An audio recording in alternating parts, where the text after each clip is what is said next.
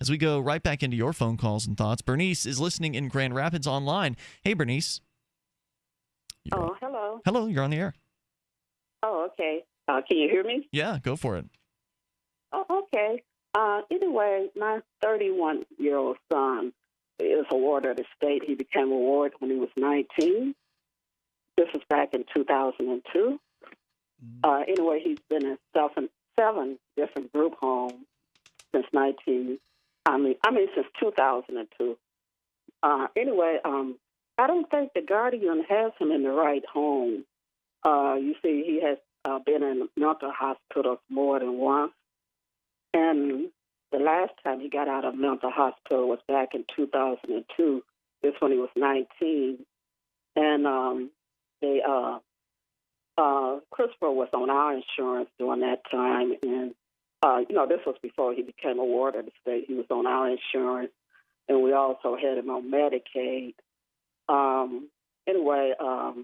They needed our insurance, to pay for the hospital bill. So they did get him a guardian, but they let her be temporary because they needed us, to sign him into the hospital so our insurance to pay for most of the bill and Medicaid to pick up the rest. Mm-hmm. But after he got out of the hospital, he got a full-time state-appointed guardian, and they moved him to a home in Grand Rapids called Ridgeway. This home was supposed to be for people who have a mental illness, but he wasn't in the home long because I think he said something to a guy in the home, and a guy that worked at the home. Said something or he did something? I think he said something and did something to a guy that lived in the home. No, I'm sorry. I might have missed it where you said it. What was the reason that he was taken by the state as a ward? Yeah. Well, they said my husband and I, we used to be his guardians, and they said we were a hindrance to his mental health needs and physical needs. Did they? If you don't mind saying, and if you don't want to say it, that's okay. But do we have an idea as to does he have a diagnosis or something to that effect?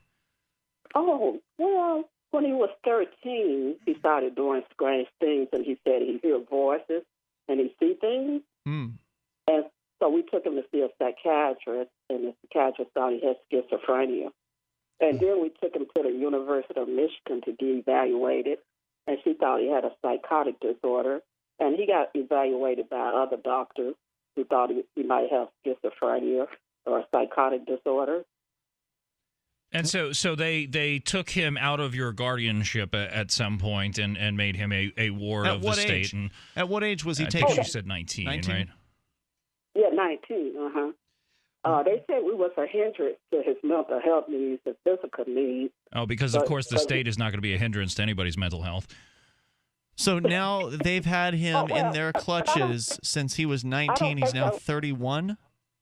Yeah, let me finish telling you. That wasn't true because we took good care of Christopher. He had doctors, and we took him to his appointments. Also, we had him on our insurance, and he was on Medicaid.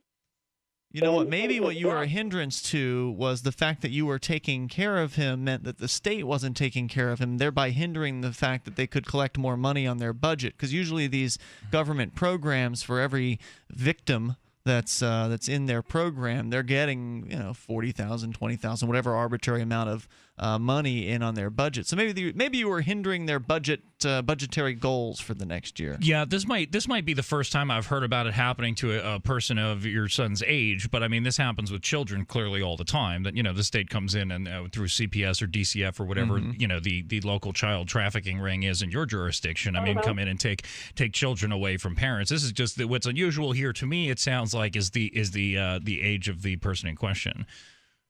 Oh yeah, but like I said, we had him on our insurance. He was on our insurance and Medicaid, but ours. Oh, I think you're making a fine argument for keeping the young man. It's just that the police, they can do whatever they want to do, or whichever agency it is, the mental health agency. So let me ask you this, Bernice.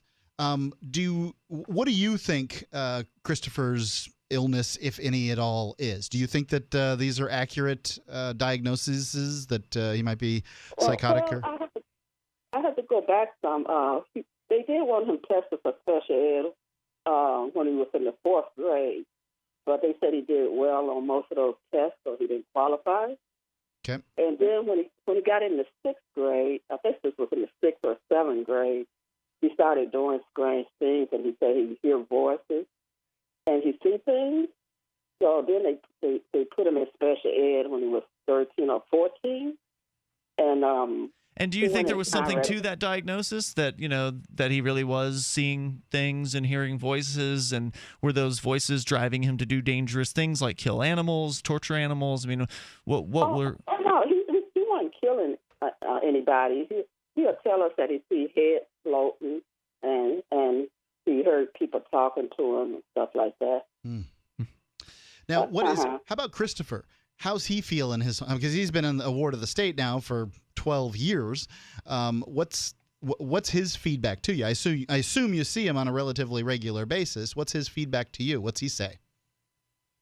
Well, he don't say too much about it. When he first went into the system, he wanted to come home, but I told him he couldn't come home. I bet they've medicated him real good since then. He's probably so doped up he can't even talk straight. I wish you the best, Bernice. Thanks for sharing your story tonight. The toll-free number is 855-450-FREE. I mean, the best thing you can say is whatever the problem is with your kids, don't turn them over to the state.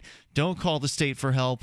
They're not going to likely help you. Free Talk Live, 7 nights a week from 7 to 10 Eastern, live on the Liberty Radio Network at LRN.FM.